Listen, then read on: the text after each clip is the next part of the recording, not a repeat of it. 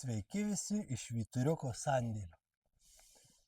Šiandieną jums pristatysiu tikriausiai nelabai žinomą daiktą, neįprastą daiktą, nes aš pats asmeniškai gatvėje tikrai nesu matęs kažkur lauke kieme, kad su tokiu daiktu naudotųsi ar mūsų klientai, pirkėjai, ar kiti asmenys. Tikrai nesu matęs. Jeigu šiuo atveju vaikštynės, vežimėlius, rolatorius tikrai dažnai matau ir net ir reportažą apie tai buvau padaręs, pakalbėjome.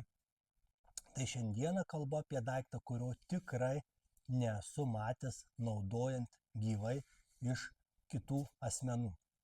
O mane tas daiktas sudomino, todėl kad, kaip sakant, galbūt ir nereikės naudoti, viskas labai šaunu sveikata, jeigu nereikalauja to. Bet jeigu atsirastų jums toks dalykas kaip reikiamybė panaudoti vieną ar kitą daiktą, susilaužius ar susitraumavus koją, tai noriu šitą daiktą dėl to ir pristatyti, kad tiesiog žinotumėte, kad būtumėte apšviesti slaugos klausimais, kada atsitinka nelaimė ir kada tie daiktai atsiranda reikalingi jūsų gyvenime. Ačiū, kad tai būna dažniausiai tik trumpą laiką, bet jų vis tiek reikia. Taigi, šiandieną kalbu apie paspirtuką. Paspirtuką ne vaikams važinėti po kiemą išdykaudamiems, bet paspirtuką suaugusiem asmenim arba tiem patiems vaikams tik neišdykauti ir važinėti, o susitraumavus koją. Kaip šitas paspirtukas naudojamas? Žinoma, jūs galite mūsų parduotuvėje vyturiukas.lt pamatyti vaizdo medžiagą, profesionaliai padaryta, kaip šitas daiktas naudojamas, kaip surenkamas ir visa kita. Bet aš paprastai šiandieną parodysiu jums iš žmogiškosios pusės, natūraliai, kaip kiekvienas šitą daiktą įsigijęs gali jį panaudoti. Taigi, įsivaizduokime, kad mes turime traumuotą koją, tai nesvarbu ar kairė ar dešinė būtų koja, sakykime, jinai net ir sugipsuota tokiu būdu, ar ne? Mes galime padėti koją ant paspirtuko ir taip labai laisvai judėti po savo namus, po lauką, po kažkokias tai įstaigas ir mums tikrai nesukels tai problemų judėjimui. Kuom tai yra patogu?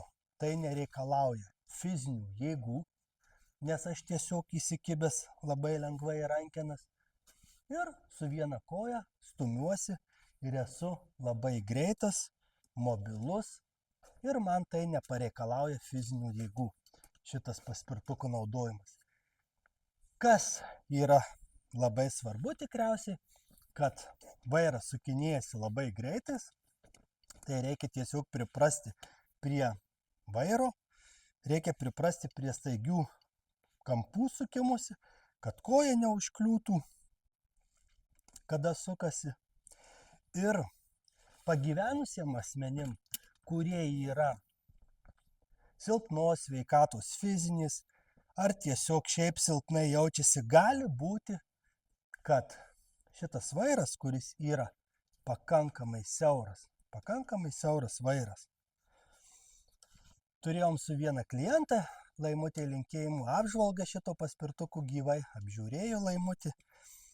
Tiesiog rankenos jai yra per siauro šito paspirtuko ir jinai įsikibus nejaučia stabilumo gero. Aš, pavyzdžiui, labai gerai jaučiuosi ir stabilumą jaučiu, ir lengvumą jaučiu, bet Laimutė jisai nepasirodė stabilus, nepasirodė lengvas, valdymas jo, jinai labai sunkiai jį valdė, labai jaudinosi ir žodžiu nepatiko jai paspirtuko vairo siaurumas. Taigi galbūt darau išvadą, kad pagyvenusiems asmenims, ne jaunimui, vairas ir jo jautrumas sukinėjimo, tai galbūt yra minusas, nes žmogus nesijaučia taip stabiliai, kaip norėtų jaustis. Bet jaunam žmogui, tokiam kaip man, ar dar jaunesniam, vaikam, paaugliam, šitą transporto priemonį, kad ir susižeidus koją, tikrai, manau, patiktų ir būtų labai geras naudojimas namų ar lauko sąlygom. Aš pats nesenai turėjau, atsimenat, gal ir video dariau, ir nuotraukas buvau įkėlęs, pats turėjau kojos traumą, padikaulių lūžį ir tikrai neturėjau šito daikto dar tuo metu su savimi, tikrai būčiau jį naudojęs namų sąlygom ir lauko sąlygom ir pristatęs ir visuomeniai iš savo pusės, kaip jis naudojamas ir namuose man tikrai būtų palengvinę mano kasdienybė šitas daiktas, nes su ramentais reikia turėti ir fizinės jėgos, ir lysvarą laikyti, ir rankose jėgos, ir pavargsti, ir didelių atstumų nenueisi. Arba jeigu nueisi, tai tiesiog fiziškai reikės būti ištvermingam. Su šito paspirtuku, kaip dabar jaučiu, galėčiau važiuoti labai daug kilometrų ir tai man nesukelia jokių didelių fizinių pastangų. Jaučiuosi labai puikiai, labai manevringas, mobilus ir greitas. Paspirtuko svoris 9 kg 600 gramų. Šitas paspirtukas reguliuojasi pagal žmogaus ūgį, gali jisai pasiilginti, gali pasitrumpinti į ilgį. Šita priekinė dalis pasidėti kojas, kaip pavyzdžiui, galima ant jo atsisėsti, pasidėti vieną koją ir ilsėtis arba stumtis su viena koja. Va taip galima taip pat stumtis, taip pat stumėmės pasidėjus koją. Tos kojos pasidėjimas taip pat gali būti ir kairiai pusėje, ir dešiniai pusėje persidėti, kuri koja traumuota, į tą pusę persidėti. Ratukai pakankamai dideli, pravažiavimas labai pravažumas geras, kaip matote priekyje tašikiai yra, į parduotuvę nuvykti, stabdžiukai yra, stabdžiai šitie reikalingi arba sustojimui, arba paspirtuko greičio koregavimui, kad ne per greit važiuoti, galima reguliuoti su stabdžiukais greitį, kokį mes norim pasirinkti greitumą važiavimo. Vairas taip pat reguliuojasi į viršų į apačią pagal žmogaus ūgį, sėdima vieta taip pat reguliuojasi į viršų ir į apačią. Šita sėdima vieta dabar yra žemiausiai nuleista, kiek gali būti 45,5 cm. Ir jinai fiziškai pagal žmogaus ūgį keliasi į viršų ir taip pat gali pasiaukštinti pagal žmogaus ūgį. Tai va, viską apibendrinus. Paspirtukas 9 kg 600 gramų, labai manevringas,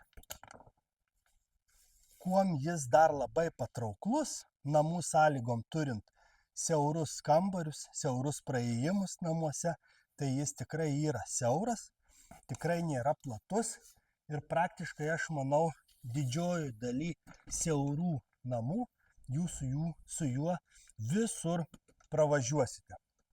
Taip pat žinoma ir labai kompaktiškas, galima nulenkti vairą, kaip matote, ir talpumas tikrai į automobilį, į bagažinį įsidės bet kur, kad ir siauram automobilį ir nesukels problemų transportavimui. Privalumai.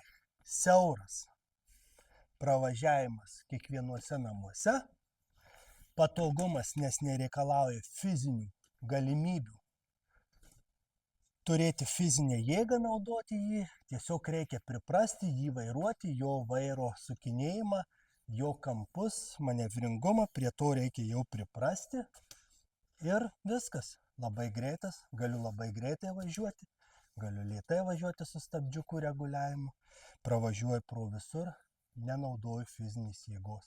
Tai vat, tokie paspirtukų privalumai ir kaip minėjau, iš praktinės situacijos, tikriausiai šitas paspirtukas bus labiau pravartus jaunesnio amžiaus asmenim, paaugliams, vaikams ar tiesiog aktyviai gyvenantiems žmonėms, kurie jaučia stabilumą tvirtą, jaučia lysvarą labai puikiai ir šitas paspirtuko siauras vairas jiems nesudaro nepatogumų ir nesudaro jausmų, kad žmogus stovi ir įsikibęs nepatogiai. Mano atveju aš pasidedu koją, įsikimbu ir man labai atrodo patogu, stabilu ir patikima. Taigi, dar kartą pasikartoju, tikriausiai vaikams, jaunimui, paaugliams ir aktyviems žmonėms skirtas įrankis. Galbūt seniorams, kurių lėtas judėjimas, sutrikusi koordinacija, lėta koordinacija, galbūt šitas daiktas yra per greitas, per manevringas, per siauras ir netinkamas. Bet, kaip ir daugumai šiame darbe supratau atveju, kiekvienas atvejis yra individualus. Kas netinka man, galbūt tinka kitam. Taigi, aš labai tikiuosi, kad šitie video jums duoda žinojimo, duoda informacijos.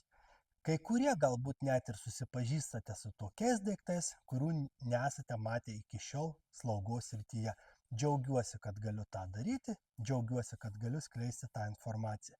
Ir labai prašau, dalinkitės, praneškite savo draugams, kaimynams, giminės nariams, kad yra toks vyturiukas Darius, kad jis daro video reportažus, kad jis stengiasi dėl žmonių supažindinti juos su prekiam, kad jis užjaučia kiekvieną, kuris susiduria su iššūkiais gyvenime.